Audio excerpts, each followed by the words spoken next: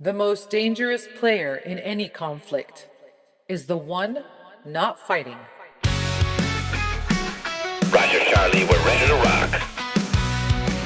Not because they are peaceful, because they have already calculated how it ends. And they are simply waiting for the people fighting to finish paying the bill. This is the most unusual practice. Rethink what you think you know with Charlie.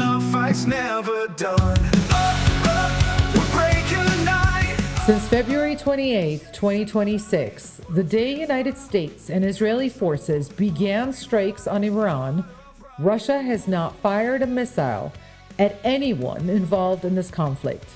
China has not moved a soldier, and neither has issued a meaningful diplomatic statement that carries any real cost. Russia's oil revenue is up. China's strategic position in Asia has strengthened. The American dollar is under pressure. NATO is fractured.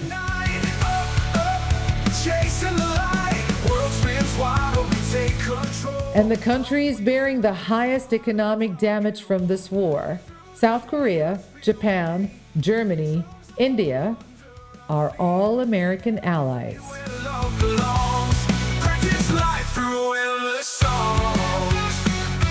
Nobody, and I mean nobody, planned this better than the people who did not show up. We'll come back to the arrangement. I am your host, Charlie, and this is episode 7, we entitled The Patient. Like, comment, and subscribe. Now, before I go further, I want to be very clear about something. This episode is not an argument that China and Russia are good, because, well, really, they're not. Both are authoritarian states with documented records of suppressing their own populations, invading neighbors, and pursuing imperial ambitions of their own. Fine. Russia invaded Ukraine. China has systematically oppressed Uyghur Muslims in Xinjiang in a campaign the United Nations called a serious human rights situation requiring urgent attention. Neither country is presented here as a hero, okay? What they are presented as is what they actually are in this specific context. The most strategically patient actors in a conflict they did not start and are profiting from enormously. That is not admiration. That is an honest assessment of the board. Russia's economy runs on hydrocarbons. Oil and natural gas account for approximately 45% of Russia's federal budget revenue. When oil prices rise, Russia's financial position strengthens. When oil prices fall, Russia contracts. The Strait of Hormuz closure drove global oil prices up sharply. Russian oil, which exits through Baltic and Arctic ports entirely unaffected by the Hormuz closure, became simultaneously more valuable and more essential to buyers who could no longer access Middle Eastern supply at pre-war prices. India, which had been quietly increasing Russian oil imports since 2022 at deeply discounted prices, faced pressure to absorb even more Russian supply when its Gulf alternatives became unreliable. Japan and South Korea, facing Hormuz-driven shortfalls, began emergency negotiations for Russian LNG from Sakhalin Island, projects they had been attempting to exit for geopolitical reasons since the Ukraine invasion. The countries trying to isolate Russia financially were forced by a war in a completely separate region to deepen their dependency on Russian energy. The sanctions architecture built over 3 years to contain Russia was partially dismantled in 3 weeks by the consequences of a conflict Russia had nothing to do with. And geopolitically, Russia's position in the narrative has shifted. For 3 years, Russia was the global pariah, the invader of Ukraine, the violator of European sovereignty, the subject of unprecedented Western sanctions. The Middle East war has not erased that, but it has diluted it. The world's attention, the diplomatic bandwidth, the financial and military resources of the Western alliance All of it has been partially redirected. Ukraine's support has become more difficult to sustain politically in Washington. The unified Western Front that emerged after February 2022 has developed fractures that Russia has every incentive to deepen. Russia did not orchestrate any of this.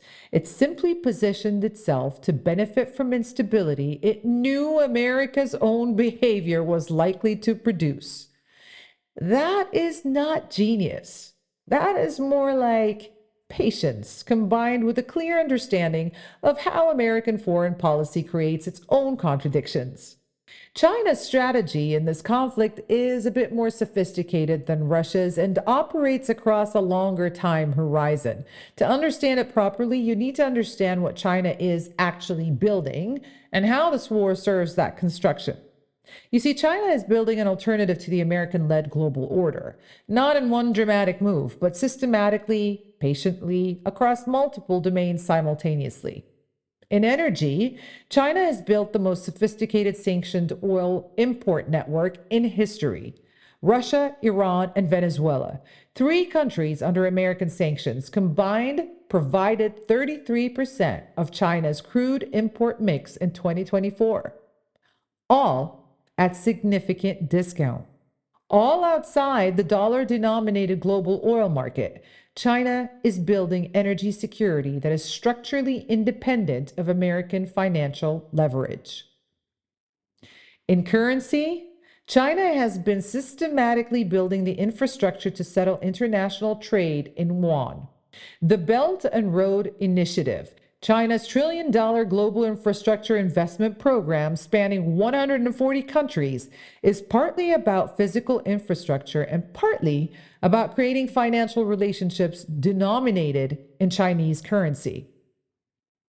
Every country that accepts a Chinese-built port or railway and repays the loan in yuan is one more country that no longer exclusively needs dollars.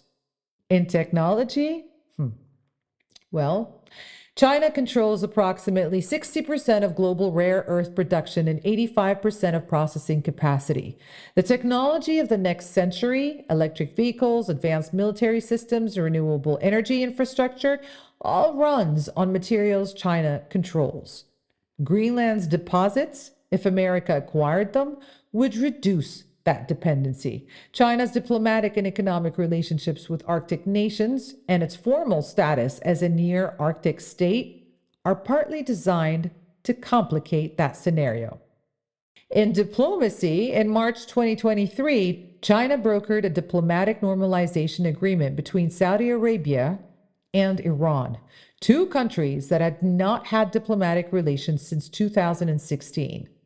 This was not a humanitarian gesture. It was a demonstration of capacity. China was showing the Middle East and the world that it could do what America had historically done: broker regional arrangements. The message was precise.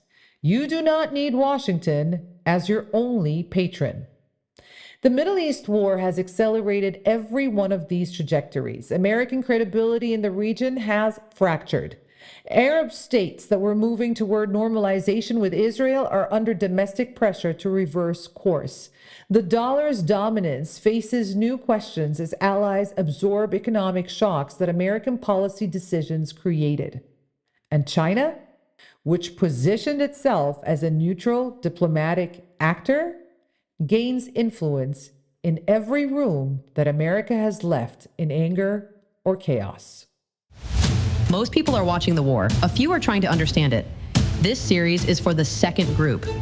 8 episodes, every thread connected, all sourced. The arrangement only on Unusual Practice. Now, check this out. There is one more player in this landscape that almost nobody in Western media discusses with the seriousness it actually deserves, and that is Turkey. Turkey is a NATO member. It hosts American nuclear weapons airbase under NATO's nuclear sharing arrangement.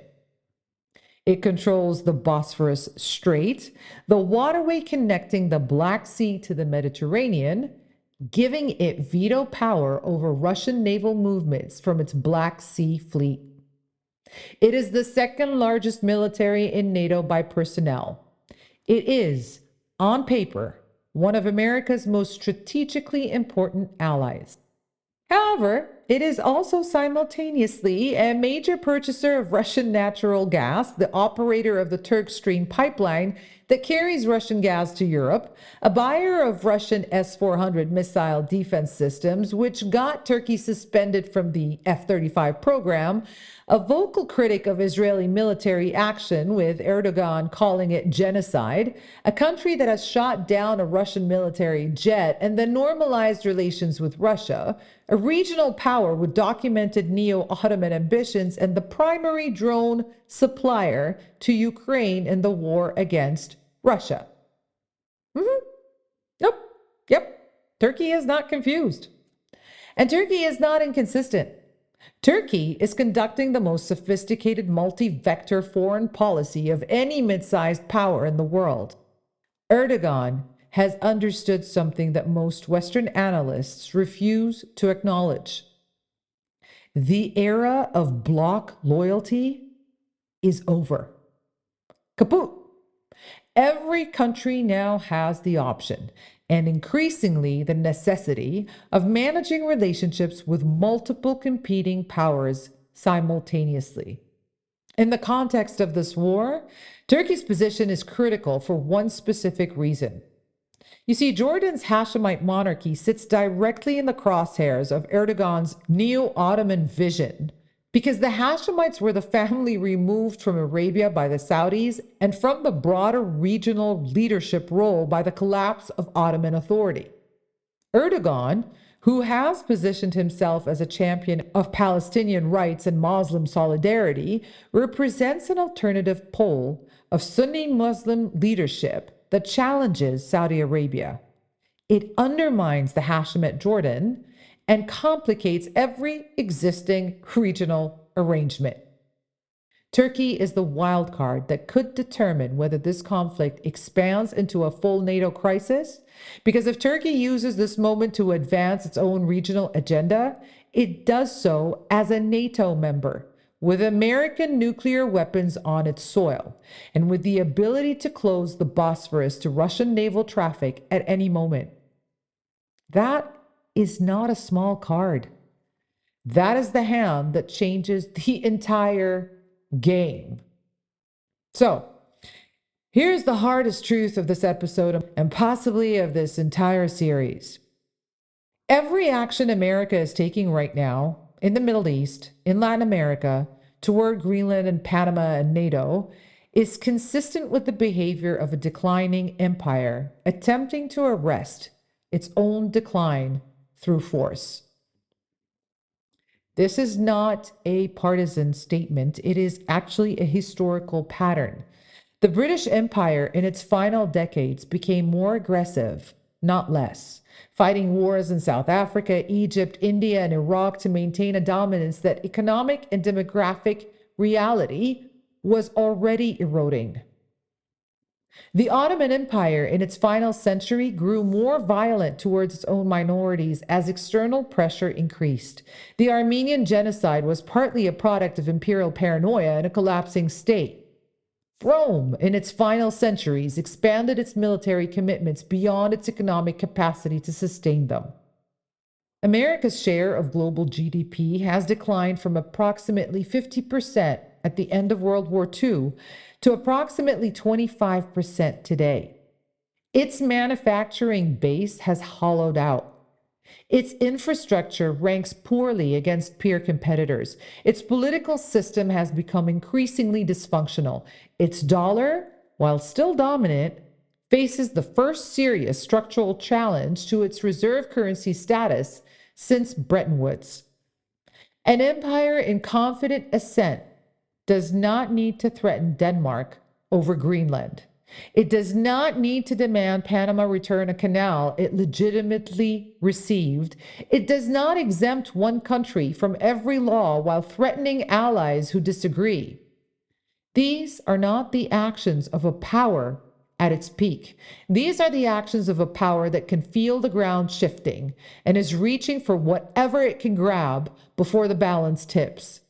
China and Russia understand this. They are not trying to defeat America in a direct confrontation because they simply don't need to. They only need to wait. To continue building alternative infrastructure, financial, diplomatic, technological, military, to continue absorbing sanctioned oil at discounts that strengthen them while weakening the sanctioners, to continue demonstrating in every region that there is an alternative patron available. Unusual practice. We read the studies you pretend to quote. We question everything, especially the experts. It's the show that does the research so you don't have to, and saves you from another TED Talk while we're at it. Unusual practice, where thinking's still a thing. The Middle East war is not the cause of American decline. It is a symptom of it. And it is accelerating it. Every dollar spent on weapons sent to a conflict that benefits primarily an arms industry. Every ally alienated by economic shocks created by American policy decisions. Every room that America leaves in anger that China walks into quietly.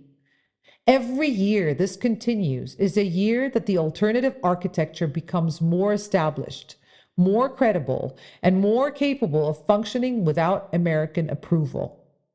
There are things that every serious analyst of this conflict understands, that appear in academic papers and classified assessments and private diplomatic communications, that are almost never said publicly by anyone with power or a platform to lose.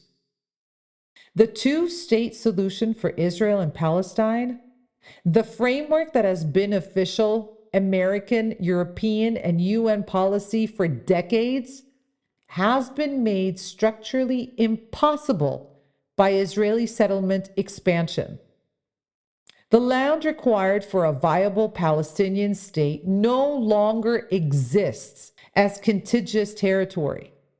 The solution being publicly endorsed is one that privately everyone in the room knows cannot be implemented. That Iran's nuclear program, the stated justification for this war, was not, according to the IAEA's own assessment on the eve of the strikes, constituting an organized nuclear weapons program. The threat was real in potential. Yes, it was not proven in fact at the moment the bombs fell. That regime change, not nuclear containment, was the actual objective of the February 28th strike. No serious military analyst believes a bombing campaign eliminates a nuclear program without eliminating the government pursuing it. The target was always the regime. Khamenei was killed in his home compound. That is not kudos to anyone. The Iranian people, who were protesting against their own government in the largest demonstrations since 1979, are now, under foreign bombardment, more likely to rally behind that government than to rise against it. Foreign bombs have historically been the most effective tool for saving unpopular governments from their own populations. It happened in Serbia in 1999. It happened in Iraq. It is happening in Iran. That the arms industry, whose profit depends on conflict continuing, has more consistent, sustained influence over American foreign policy than any elected official, any lobbying organization, or any foreign government, because it employs people in every congressional district, because its stock price is watched by every pension fund, because its campaign contributions are legal, documented, and perpetual. None of this is a secret. All of it is documented. The gap is not between what is known and what is hidden. The gap is between what is known and what is said. That gap is what this entire series has been designed to close. Like, comment, and subscribe. Russia profits without fighting. China builds without rushing. Turkey plays every side with extraordinary precision. America reaches for everything it fears losing, accelerating the very decline it is trying to arrest.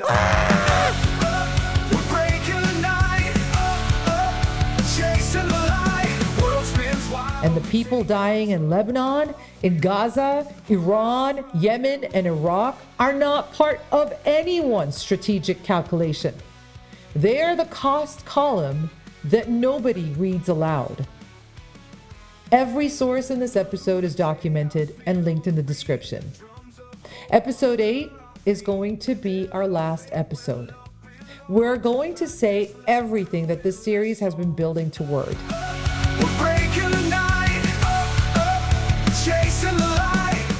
Every thread, every damn silence, every question that power does not want you to ask. And then, because this series would be incomplete without it, we're going to talk about you, the person listening. What do you do with all of this? Because information without direction is just noise. And this series was created out of love for life. I love you.